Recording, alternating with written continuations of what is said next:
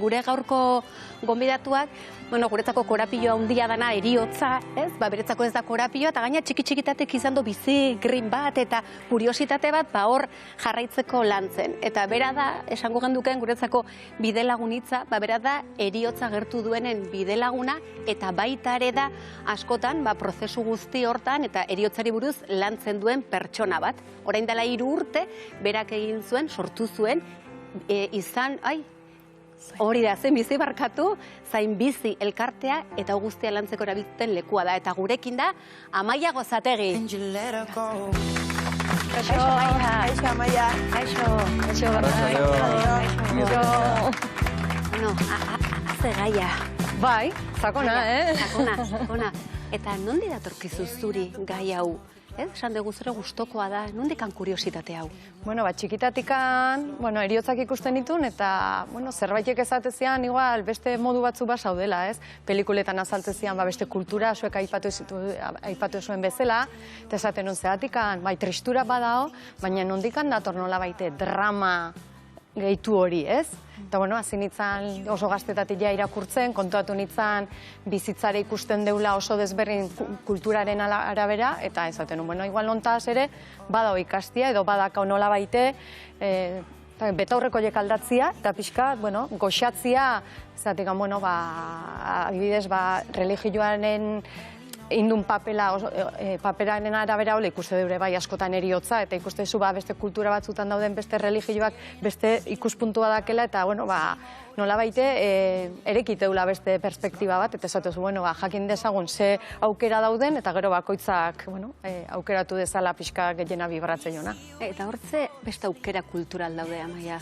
Behitu, adibidez, aipatu ezue Mexikon ze ospatuitea, nik haukinu suertiare bai Indonesian gonbidatu ninuen entierro batea, jantzi ninuen eta danazan festa, baina ez da tristura ekiditeko, zatekan tristura azkenen kalera baten tristura bizin berda, bestela ez ginak ez dakit arriskoak izango ginake, baina bai, horrek gero nola buelte eman ez, falta horrei, eta horra ere bai, asko pixu askoa daka, gerokotasuneako ze siniskera dazkaun, sinisten deun hor bukatzen dan, o sinisten deun, esan dezuen bezala, bilotzian daun bidar den norbait inoiz ez da desagertzen, eta horrek ere ematen dio beste huelta bat, ez da, orduan, ni pixkat hor bai, hausnartu nula esan ez, bai, tristura hor dao, mina hor dao, baina igual sufrimentu hortan badakau lan eitia.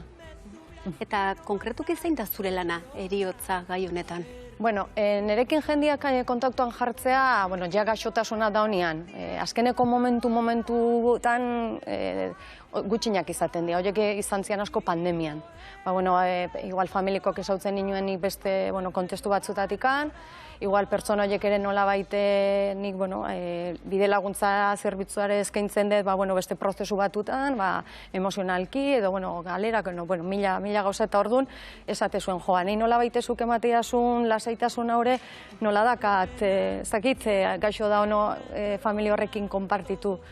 Gaina, batzutan magia bat bezala gertatzea, zatik gaixoek galdetze jozu, entorrekoan norbait, eta euneko 85 badgetz bat izatea, eta askotan jendeak ezatik nola leike ez, ez zautze zaitu inork batian badgetz ezatia, askotan ez dakitu lertzen.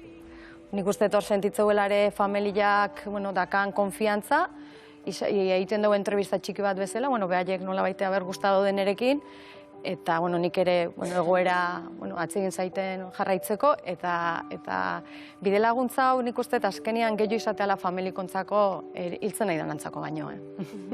Ze hor guk gure eriotz propioan norberak nola bizitu momentu hori?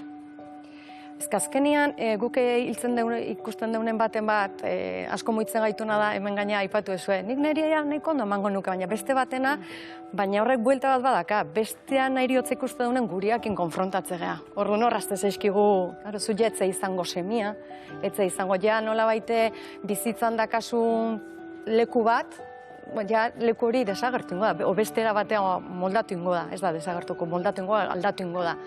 Eta orduan, hortikan jutezea, uztartzen, jendiak ze berdun, batzutan egotea, arazo detxenteko bat, gaixoak ez du hitzein nahi eriotzaz familia eskezkatzeko, eta familikoak ez duen nahi eriotzaz hitzein gaixo eskezkatzeko. Eta batzutan hor dao, zubian falta, ez da, bueno, batzutan zubi hori egiten dut nik, pixkat gertuatzen puntu horiek, zatik, bueno, nire esperientzian arabera, ni 52 pertsona lagundu ditut, bire transito hortan, eta nik uste, bueno, inoiz ezin dezan eguneko egon, baina nik uste danak zakilela hiltzazu gaztila. Inorrez da hiltzen jakin gabe. Bale, barnean badago jakintza bat. Zena hori animalik bezala hori oso zea da, kau, barrunian.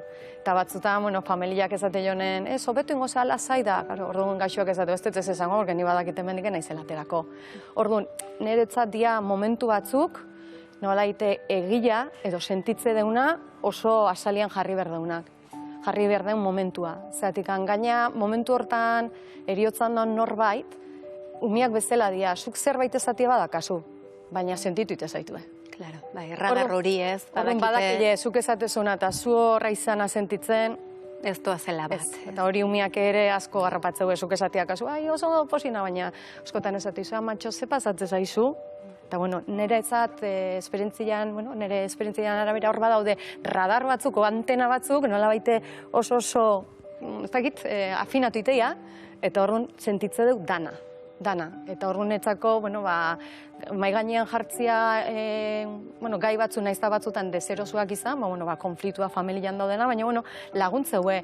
Eta bizitzan bukaeran hor gaudenian gauza asko, ez dakit, relativizatu ditugu eta benetan pixu asko galtzeuelako.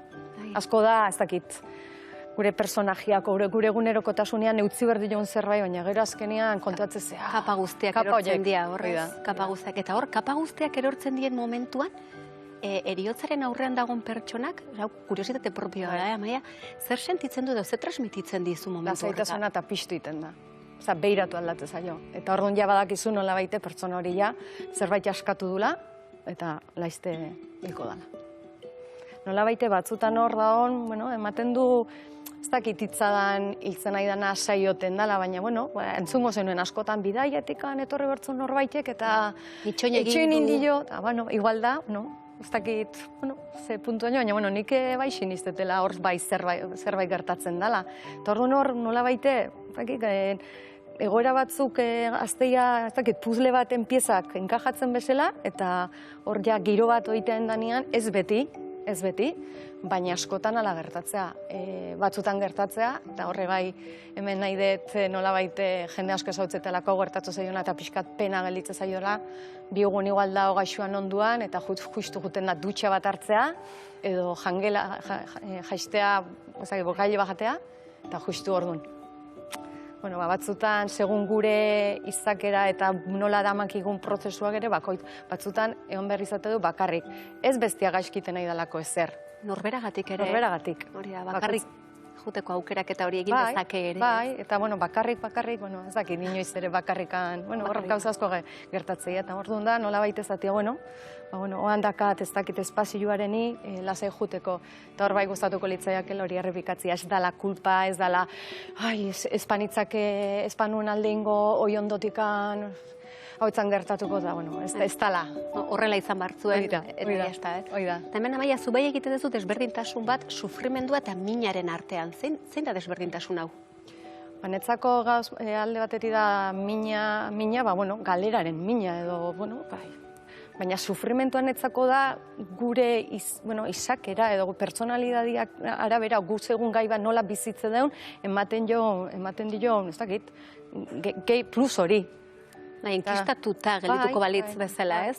Sufrimendua daia mina enkistatu bat. Bai, azeganen, pixkat, nik uste, hasierako momentutan oso elkarrekin dua zela, ez? Nun dagoen mina, nun dagoen sufrimentua, baina, gero, orokorrian, dolu prozesu bat azteanean, sufrimentu hori pixkanaka, askatzen jutezea.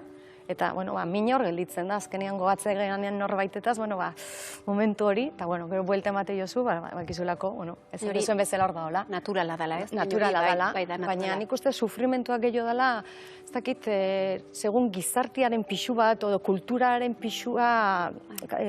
Unarpen bat, falta bat, ere horregun daitezke beste faktore bat. Amaia zuek, baina ez, azaroan egiten dezue, festival bat, eta zein da festival honen helburua? Beitu, nik 2008an justu urtarrilean ezautu nuen emakume inglesa bat, Mallorcakoa, eta behazan Death Cafe, diala espazio batzuk eriotza zitzeiteko, nola baite Inglaterratikan estatu Espainiera ekarrizuna, ez autu nun kasualidadez, topaketa oso politen genuen internetez, beha dalako ofizioz celebrante, beha ospatzen ditu bai eskontza, baina bai prestatzen ditu eriotzak ere, edo eozin gauza nahi desuna nola baite ospatu. Hor, nahi bere ofizioak atentzioa dituzian, da elkarrizketa bat egin nion, eta guatzen naiz esan niola, nik uste zurekin gauza gehiago etela, tandikan 2 hilabetea pandemia. Orduan, horra elkartu ginean, 12 bat pertsonak, iruditzen zitzaigunak, inoiz baino importantio zala eriotza zitzaitia. Bihar asko izango zalako eta rekursuak berko zialako. Nik elkartetikan, pandemia garaian nola baite ofizialki zerbitzu batzu jarri arte 40 dei jasotzen ditun hastian. Zer egin, zer ez, bereziki hor gaude askotan kateatuta familiko bat otokatzen zegoenen, zer ezin, nola, zindia oinarrizko ez dakit 4-5 pauso, hortikan nola baite dakatenak jutia nola baite ni eusteko eta bestia gero eusteko ere bai. Horren hortikan sortu genuen, idea, horren festivalai gaina jarri gani joan izena Dando Vida a la Muerte, iruditzen egun festival modua, baina ez festival folklorikoa bezala baizik eta nola baite dalako ere bai bizila, bizilari parte dan bezala eriotza, nola baita ere mai gainean jartzeko, eta pentsatzen genuen edizio joa izango zala, eta horten laugarrena guaz. Laugarrena ez da gutxi.